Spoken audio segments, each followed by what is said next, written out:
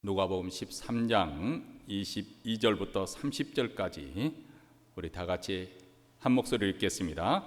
예수께서 각 성, 각 촌으로 다니사 가르치시며 예루살렘으로 여행하시더니 혹이 여짜오되 주여 구원을 얻을 자가 적으니까 저희에게 이르시되 좁은 문으로 들어가기를 힘쓰라. 내가 너희에게 이르노니 들어가기를 구하여도 못하는 자가 많으리라.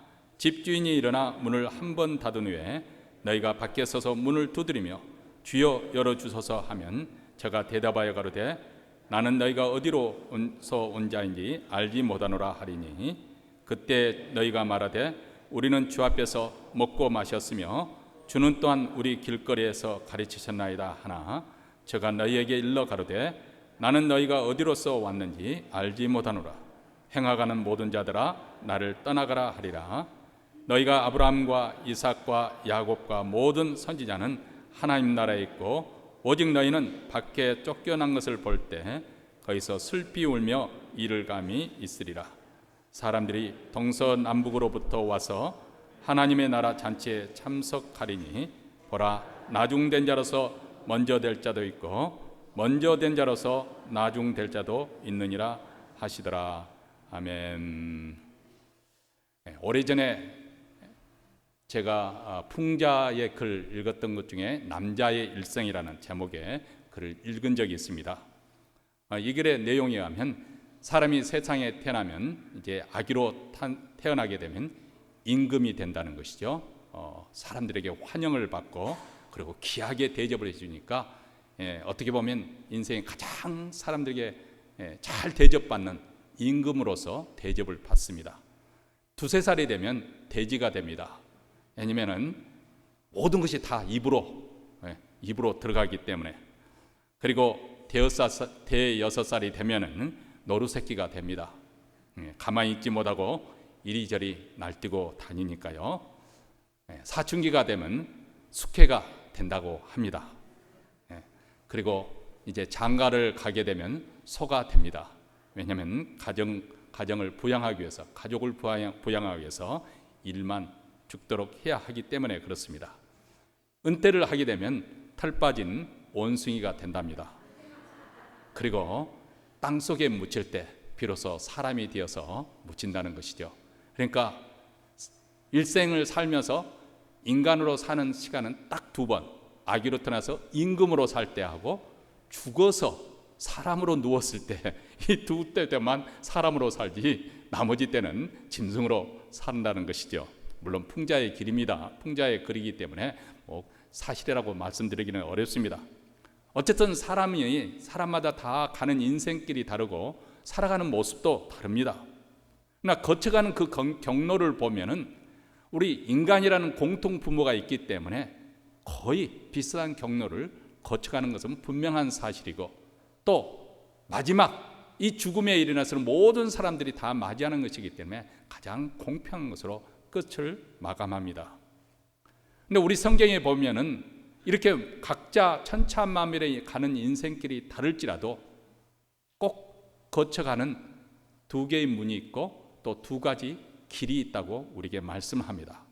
또 다른 문이 있지도 아니하고 또 다른 길이 있지 않고 오직 두 개의 문과 두 가지 길입니다. 예수님께서 이 두 가지 길에 대해서 두 가지 문에 대해서 분명히 제시해 주셨습니다. 마태복음 7장에 보면 좁은 문으로 들어가라. 멸망으로 인도하는 문은 크고 그 길이 넓어 그리로 들어가는 자가 많고 생명으로 인도하는 문은 좁고 길이 협착하여 찾는 이가 적음이로. 이 세상에는 좁은 문이 있고 넓은 문이 있고 좁고 협착한 길이 있고 넓고 많은 사람들이 가는 그런 길이 있다고 말씀을 합니다.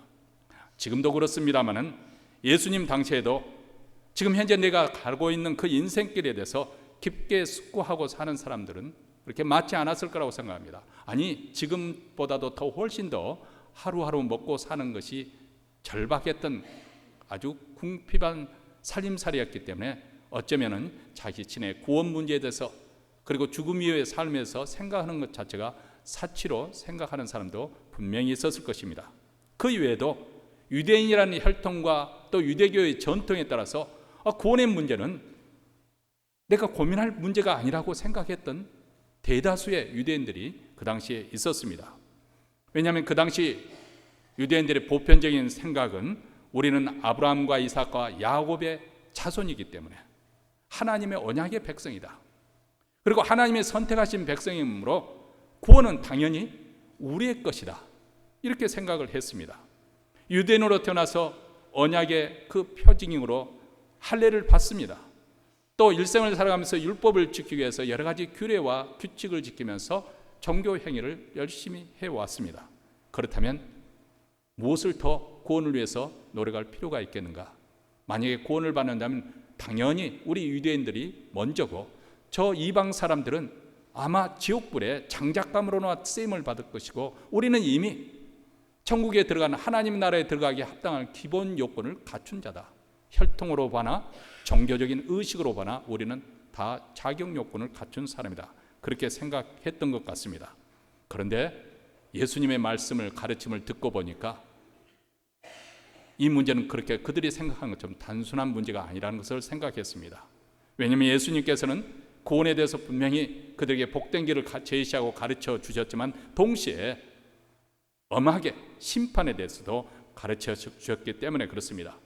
예수님께서 첫 번째 공적 사역을 시작하면서 회개하라 천국이 가까웠느니라 회개에 대해서 말씀하셨고 그리고 팔레스타인의 전역을 다니면서 천국 복음을 전파하셨습니다.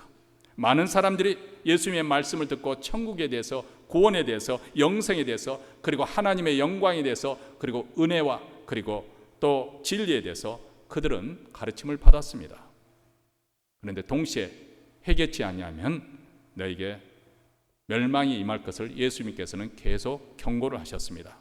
회개의 열매를 맺지 않는 나무는 마치 도끼가 그 나무 뿌리에 놓인 것 같이 찍어 불에 살라질 것을 경고를 거듭하셨습니다.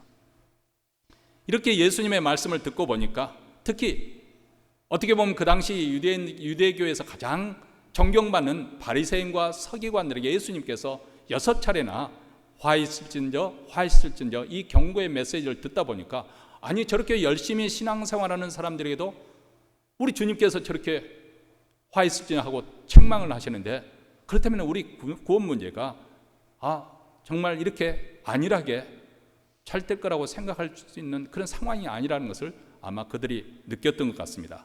이런 상황 속에서 한 사람이 예수께 물었습니다. 주여 구원을 얻는 자가 적으니까 이렇게 물었습니다. 구원을 얻을 사람이 많지 않고 소수에 불과한 것입니까?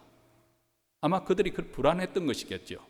이에 대해서 예수님께서 이 직접적인 답변을 하시지 않냐고 좁은 문으로 들어가기를 힘쓰라 이렇게 말씀합니다.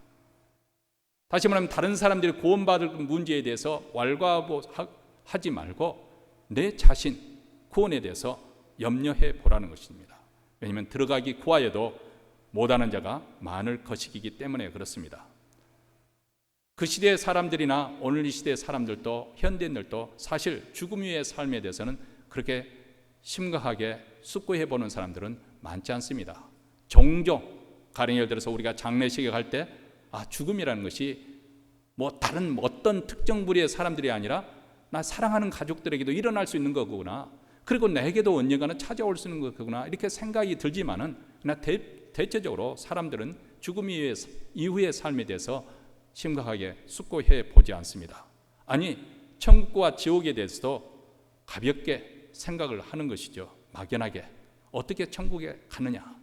어느 주일학교에서 선생님이 여러분 천국과 지옥이 있는데 천국 가고 싶어요? 지옥에 가고 싶어요? 했더니 아이들이 다 손을 들면서 다 천국에 가고 싶대요.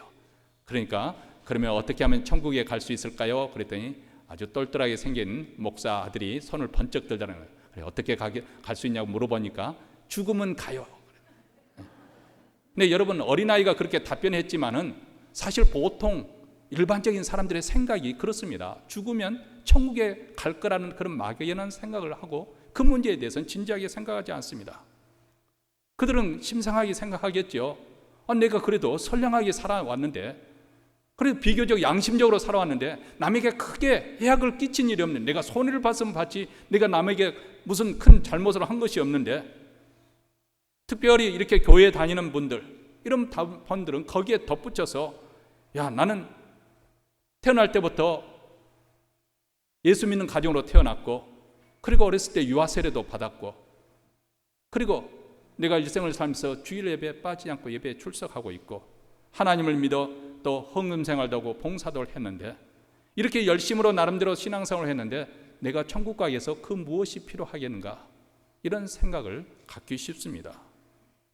맞습니다. 우리는 매주일 교회 문턱을 드나들면서 또 천국 복음에 대해서 말씀을 듣고 신앙생활에 대한 가르침을 받습니다. 네, 오늘 주님의 말씀에 의하면은 천국에 들어갈 자가 많지 않다는 것입니다. 그래서 좁은 문으로 들어가기를 힘쓰라고 우리에게 말씀합니다. 사실 우리 하나님께서는 우리에게 일생을 두고 여러 가지 수없이 많은 기회를, 여러 가지 방법을 통해서 기회를 주십니다. 성령께서는 때때로 우리 각자에게 찾아오십니다. 예배 가운데 문득 감동이 되어지고 마음이 휘저도 우리 성령의 역사를 휘저어서 놓습니다. 예배를 드릴 때, 찬송가를 부를 때, 말씀을 들을 때, 아니면 사랑하는 이의 장례식에 참가할 때 그런 일이 일어날 수 있습니다.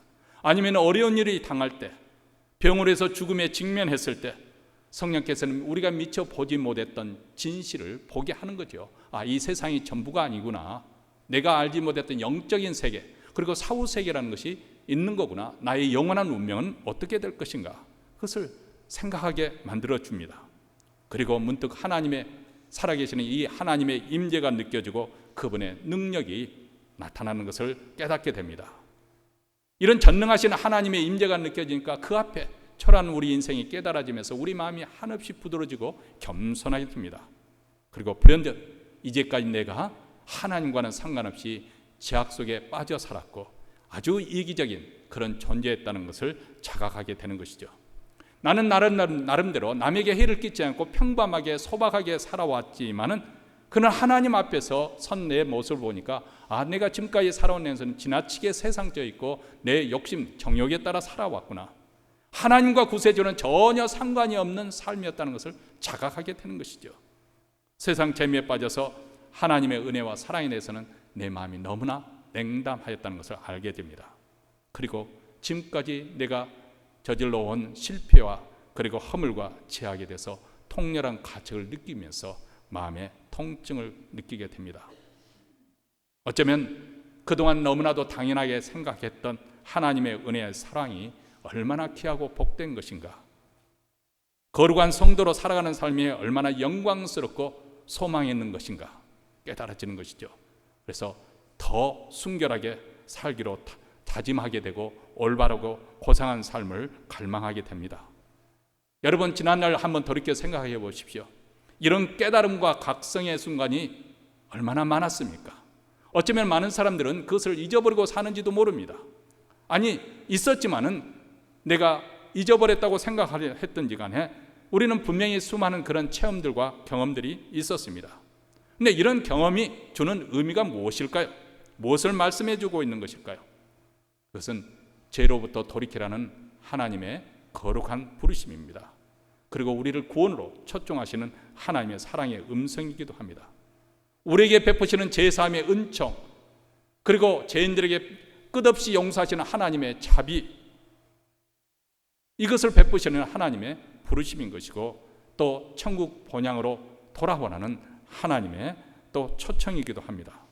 그리고 빼앗겼던 우리의 심령이 다시금 하나님의 것으로 환원시키려고 하는 성령의 역사이기도 합니다. 각자 형태는 다를지언정 우리는 이런 부르심의 체험을 우리 지난 삶 속에서, 아니 현재도 경험하고 또 경험해 왔습니다. 저에게도 수없이 많았고 또 여러분에게도 분명히 있을 것입니다. 자, 이런 상황이 여러분에게 일어났을 때 여러분은 그 기회를 어떻게 선용하셨습니까? 우리의 죄악과 그리고 배도에도 불구하고 하나님께서 우리에게 찾아오셔서 말씀을 주실 때 우리는 어떤 반응을 보이셨습니까? 하나님께서 주신 그 은혜의 길을 잘 선용해서 우리가 전력을 다해서 구원을 얻게 힘썼다고 말할 수 있겠습니까? 그 일에 전적으로 매달려서 힘과 정성을 다 쏟았다고, 내가 올인했다고 정직히 말할 수 있을까요? 근데 저나 여러분이나 대부분의 경우는 정반대의 행동을 취하기가 쉽습니다. 아무리 예배 시간 은혜를 받았고 마음의 찔림을 받았어도 집에 돌아가 버리면 까맣게 다 잊어버립니다. 고요한 가운데 하나님의 영이 내 마음을 계속 움직이도록 그럴 기회를 주지 않죠. 대신 TV를 켜고 스포츠를 시청하고 드라마를 보고 접어두었던 신문을 읽고 라디오를 켜 음악을 듣고 그리고 스마트폰을 쥐고 메일을 점검합니다. 아니면 운동하러 밖으로 나갑니다. 왜냐하면 그런 불편한 마음을 빨리 털어버리기 위해서, 기분 전환을 시키기 위해서. 하나님께서 그렇게 마음을 불편하게 할 정도로 다시금 그로 하여금 생각해 보도록, 숙고해 보도록 기회를 주셨지만 우리는 그 불편한 마음이 싫은 거죠. 그래서 빨리 기분 전환을 하기 위해서 텔레비전을 켜고 라디오의 음악을 듣고 운동하고 그런 식으로 잊어버립니다. 성경에 이런 대표적인 경우를 꼽으라 한다면 가인을 우리가 꼽을 수가 있을 것 같습니다. 가인이 자기 동생 아벨을 시기해서 죽였습니다. 그리고는 내 아우 아벨이 어디 있느냐, 하나님께서 그렇게 대면하시되 그는 내가 아우를 지키는 자이니까 하나님을 항거합니다. 이것을 가리켜서 카이니즘, 하나님께 뻔뻔스럽게 도전하는 이 흐르는 이 정신적 사조, 이 카이니즘이라고 그렇게 표현할 수가 있을 것 같습니다. 하나님께서는 그가 치러야 할 죄벌에 대해서 말씀하니 비로소 그는 내 죄벌이 너무 중하여 견딜 수가 없나이다. 여기도 보세요. 하나님께서 기회를 주실 때 회개하고 하나님 제가 잘못했는데 이 회개가 도로에 웃긴 것이 아니라 자신의 양심의 가책, 죄책감이 너무 무거워서 찔림이 너무 불편해가지고 그것을 벗어버리고 싶은 그런 욕망 속에서 하나님 앞에 하소연을 합니다. 그는 마땅히 죄를 회개하고 죄에서 돌이켜야 하였습니다. 그 기회를 선용해서 하나님으로 돌아왔어야 하였습니다. 그런데 그는 이 불편한 마음에서 빨리 해방되기를 원했고 혹시라도 사람들이 나를 만나서 죽일까 봐 염려했습니다. 엄청난 범죄를 해서 그 마음은 괴로웠고 무겁고 마음이 평안하지 않았지만 하루속히 거기서 벗어나기를 원했던 것이죠. 그래서 그는 최대한 바쁘게 자기 자신을 몰아갔습니다. 하나님 말씀 창세기에 보면 4장 16절부터 17절에 보면 여호와의 앞을 떠나 에덴 동편 롯 땅에 거하면서 그곳에 가서 성을 쌓고 부를 쌓고 자식을 낳아 키우면서 그렇게 인생을 즐기며 까마하게 그 죄책감을 잊어버리고자 했습니다. 겉으로 볼 때는 생활의 안정을 가져왔고 행복한 인생을 사는 것처럼 보입니다. 자, 오늘날에도 많은 사람들이 이와 똑같은 일을 행하기에 급급하지요. 어느 날 하나님의 말씀이 비수처럼 내 가슴을 찌르지만은 그런 찔림이 있지만은 우리는 집에 돌아가면 그것을 다 까맣게 잊어버립니다. 사실 그 찔림이 왔을 때 내가 인생에 대해서 정말 숙고해 봐야겠구나, 어떤 삶을 살아야 될지 고민해 봐야겠구나 그런 생각이 스쳐 지나갔지만은 그러나 우리는 집에 돌아오자마자 전화기를 들고 친구와 잡담을 하면서 그 마음을 쫓아버리는 것이죠. 물론 그런 행위 자체가 해로운 것은 아닙니다. 그러나 하나님의 은혜로운 역사를 방해하는 것입니다. 마치 가인이 성을 쌓아 분주하게 자기 자신을 몰아가서 그 죄책감을 잊어버리려고 하는 것처럼 모든 인생들은 그렇게 살고 있습니다. 그래서 우리 주님께서 구원의 문제를 그렇게 가볍게 여길 것이 아니고 진지하게 대할 것을 요구하는 의미에서 힘쓰라고 우리에게 말씀을 하고 있습니다. 여기서 힘쓰라는 이 단어의 헬라 원어에는 그 영어에서 에곤이라는 그 어원이 되는 단어이기도 합니다. 감람산 겟세마네 동산에서 예수님께서 기도하실 때 그 감람산이라는 것은 감람나무, 올리브 나무가 많이 있는 곳입니다. 우리가 지난해 성지순례에 갔을 때 보니까 한 800년 정도 되는 그런 감람나무 고목이죠. 거기에 여전히 잎이 청청하게 잘 맺히는 것을 보았습니다만 어쨌든 예수님께서는 십자가에 그 잡히시는 그 밤에 그곳에서 기도를 하셨습니다. 근데 그 감람나무에는 그 감람유에서 기름을 짜내기 위해서는 그 기계, 그 바위로 만든 돌로 암석으로 만든 그것에 감람유를 넣고 누르면은 그 감람나무 열매가 으깨어지고 거기서 기름이 흘러나옵니다. 예수님께서 바로 그렇게 기도하셨다는 거예요. 고면하여 죽게 되었을 정도로.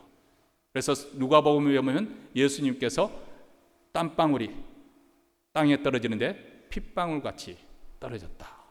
이것은 의학적으로 혈안증이라고 하는 현상입니다. 사람이 무척 고뇌하고 스트레스를 받으면 이 모세, 땀샘 있는 모세 혈관이 터져서 그 땀샘을 통해서 땀과 섞여서 핏방울이 돼서 나오는 것입니다.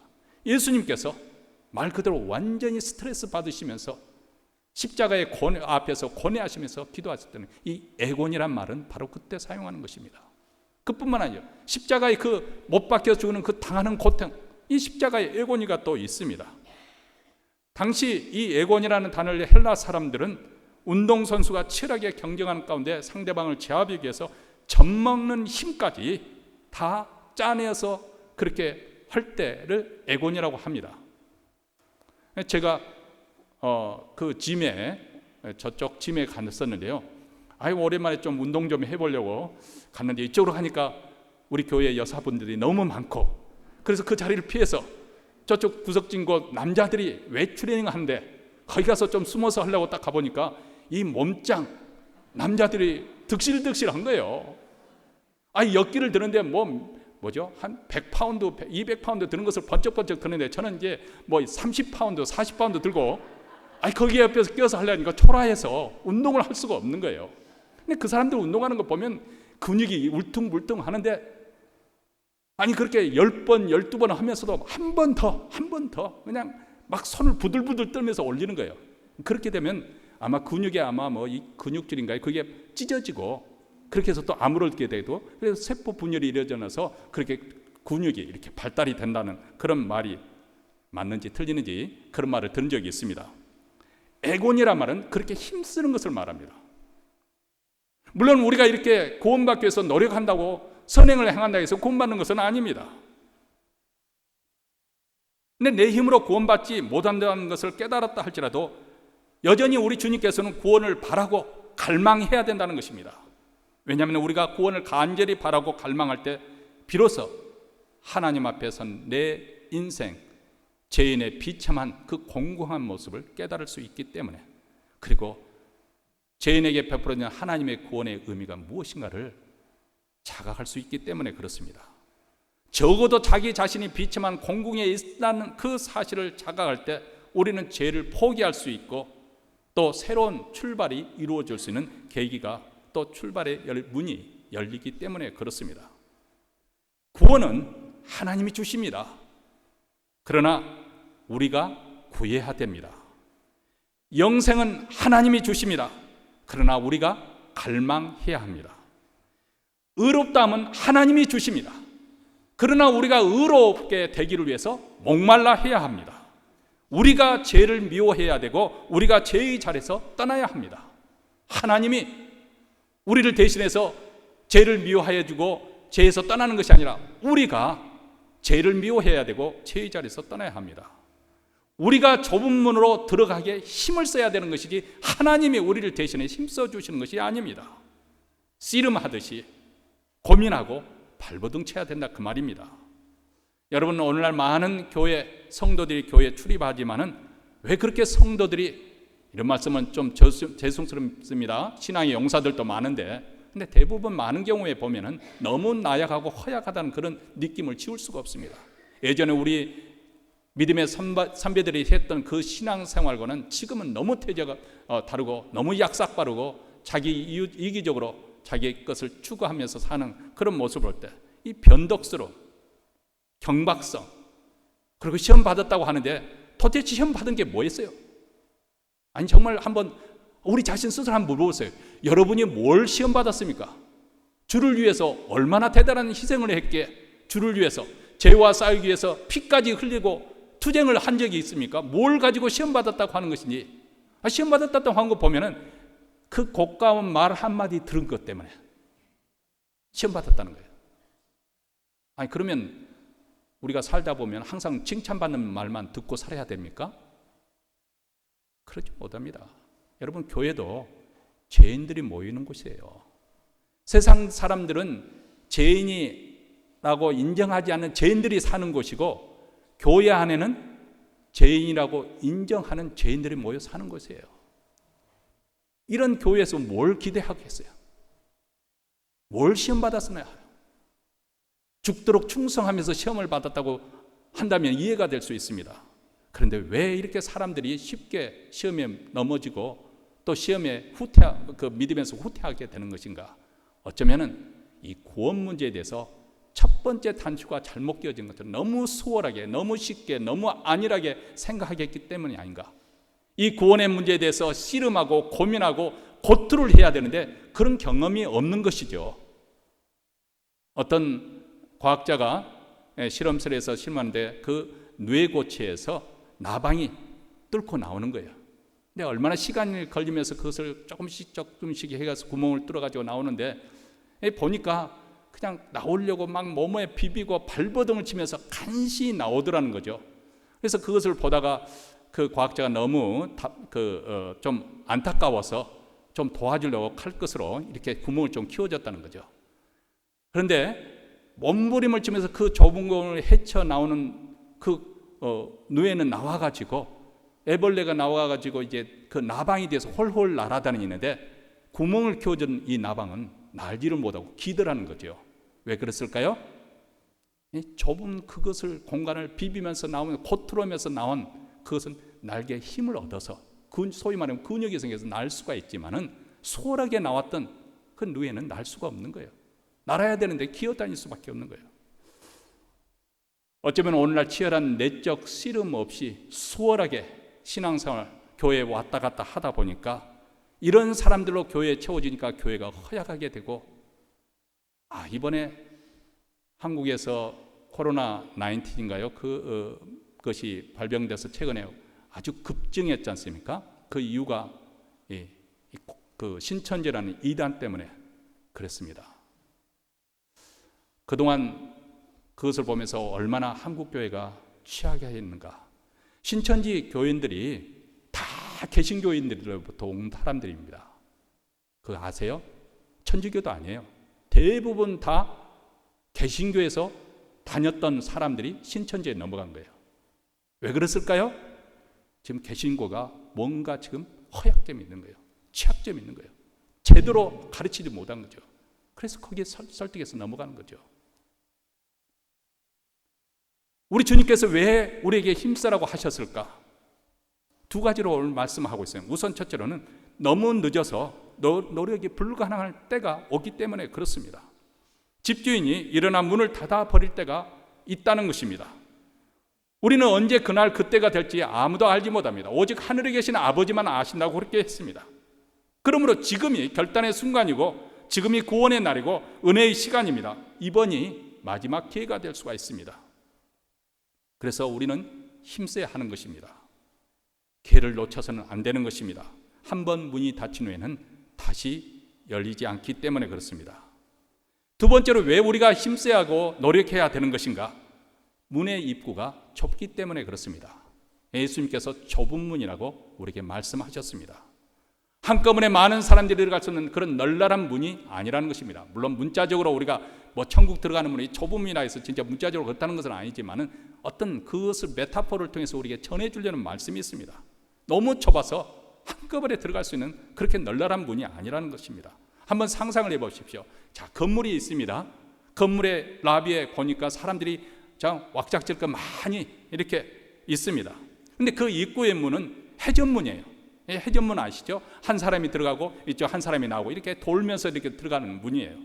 그런데 노비에 많은 사람이 웅성거리고 있는데 갑자기 불이야 하니까 사람들이 깜짝 놀라서 이 불이 화염이 일어나고 매캐한 연기가 나오고 그래서 사람들이 다 입구로 몰려듭니다. 그런데 문제는 회전문이어서 한 사람만 빠져나갈 수가 있는 거예요. 어떻게 되겠습니까? 필사적으로 빠져나가려고 하는데 그 한 사람만 빠져나가는 그 입구에서 우왕좌왕 서로 밀치고 넘어지고 짓밟고 야단법석이겠죠. 제가 어렸을 때 들었던 이야기예요. 실제로 본 것이 아니고 들었던 이야기인데 제가 산 그 시리 도시에서 영화관에서 불이 났습니다. 많은 사람이 사상자가 일어났는데요. 소방대원들이 불을 끄고 들어가 보니까 출입구 입구에 사람들이 수북이 쌓여 있었다고 합니다. 다 질식사로 죽은 것이죠. 왜냐하면 사람들이 갑자기 불이야 하니까 입구로 일제히 내딛었는데 서로 빠져나가려고 하니까 지금 같으면 좀 질서대로 다 빠져나갔을 텐데 한꺼번에 빠져나가려고 발버둥을 치니까 그 공포섬에서 서로 양보하지 않고 이렇게 하다 보니까 그러다 보니까 사람이 밀치고 넘어지고 보니까 또 거기에 걸려서 넘어지고, 그래서 입구에 빠져나가지 못하고 수북하니 그래서 질식사를 했다는 것이죠. 여러분, 예수님께서 이 역사의 무대에 다시 등장하게 될 때 일어날 전경을 한번 생각해 보십시오. 물론 우리 예수 잘 믿는 사람들은 그날이 캄캄한 밤에 도적같이 임하지 않고 환한 대낮에 임하는 것처럼 황망한 가운데 예수님을 맞지 않게 되겠지만, 그러나 많은 사람들에게는 공포와 두려움 가운데서 우리 주를 보게 될 것입니다. 그리고 미친 듯이 빠져나가고 서로 다투게 될 것입니다. 그런데 잠시 정신을 차리고 보니까 문이 닫혀 있는 거예요. 사람들이 문을 두드립니다. 주여 주여 문을 열어주소서. 그때 주인이 답변하기를 나는 너희가 어디로서 온 자인지 알지 못한다.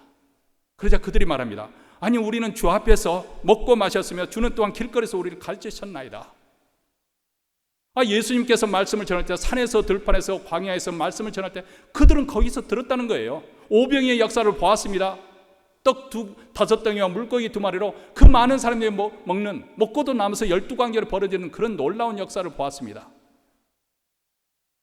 예수님의 입술에서 나오는 그 복된 천국 복음에 대해서 말씀을 들었습니다. 오늘 우리도 마찬가지입니다. 매 주일마다 하나님의 나라에 대해서, 하나님의 의에 대해서, 거룩에 대해서, 구원에 대해서, 신앙생활에 대해서, 믿음에 대해서 우리는 말씀을 들었습니다. 그리고 주님이 우리에게 기념하라고 주시는 성찬식을 또 대하면서 주님의 살과 피를 먹고 마셨습니다. 그런데 주인은 이렇게 말합니다. 나는 너희가 어디서 왔는지 알지 못한다. 행하간 모든 자들아 나를 떠나가라. 여러분, 올 겨울은 미국에서도 독감으로만 14,000명 이상이 죽었다고 합니다.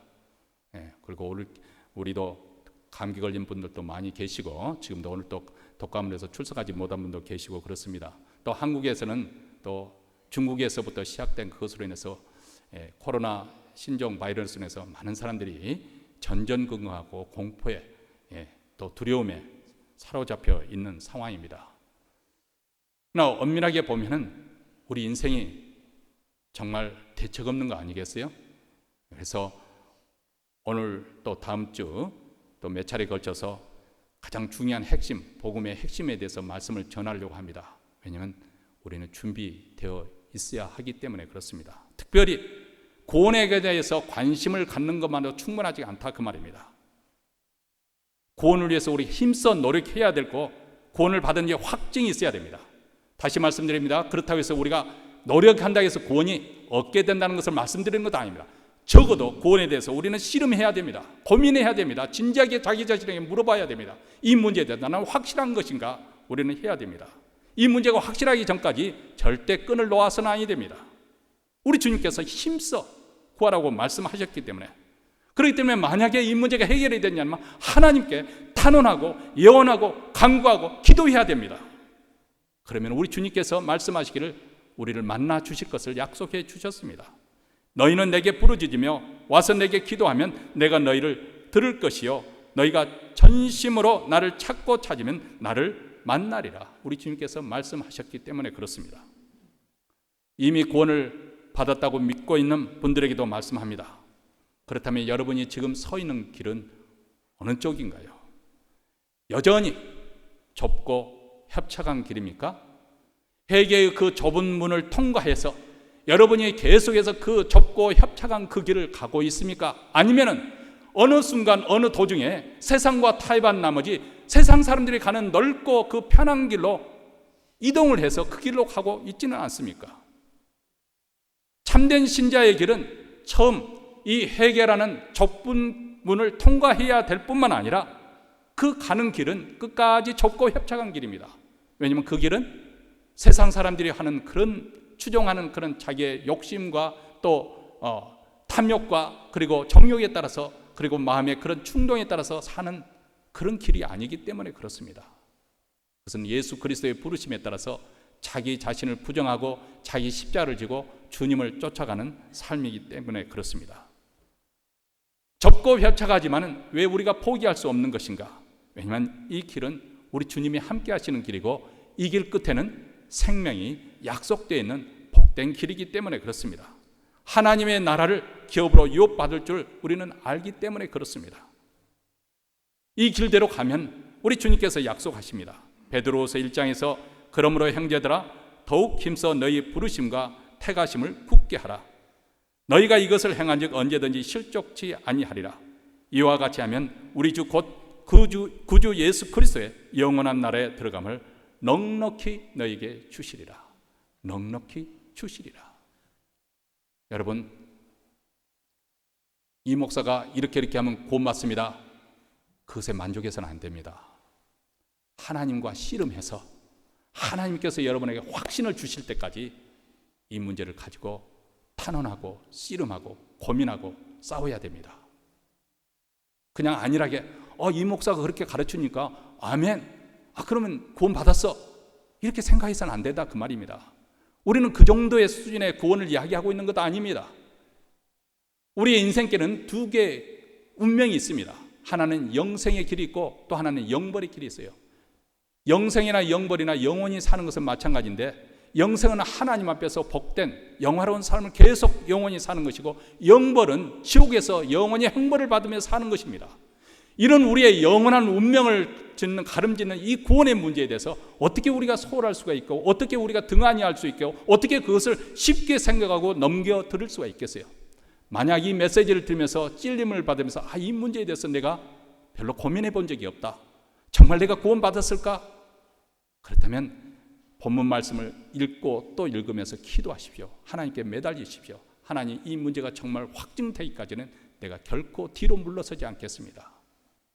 아니, 금식을 해서라도 이 문제가 해결돼야 됩니다. 물론 젊은 사람들에게도 이 말씀은 꼭 필요한 것이죠. 그러나 특별히 우리 권사님들에게 천국이 그만큼 가까워졌다고 느낄수록 이 문제만은 꼭 해결하고 계셔야 됩니다. 그래야 우리가 죽었을 때, 우리가 임종의 자리에 있을 때 영광의 그 천국의 문에 입성하면서 환한 얼굴로 우리가 당당하게 넉넉히 들어감을 얻을 것이기 때문에 그렇습니다. 좁은 문으로 들어가기 힘쓰십시오. 좁은 길로 걸어가십시오. 물러서지 말고 포기하지 말고 지속하십시오. 결단력을 가지고 올인하십시오. 굳게 붙잡으십시오. 더 늦기 전에 힘써야 됩니다. 이 말씀이 바로 우리 모두의 기도 제목이 되고 우리 간절한 소망이 될 수 있게 되기를 주의 이름으로 축원합니다.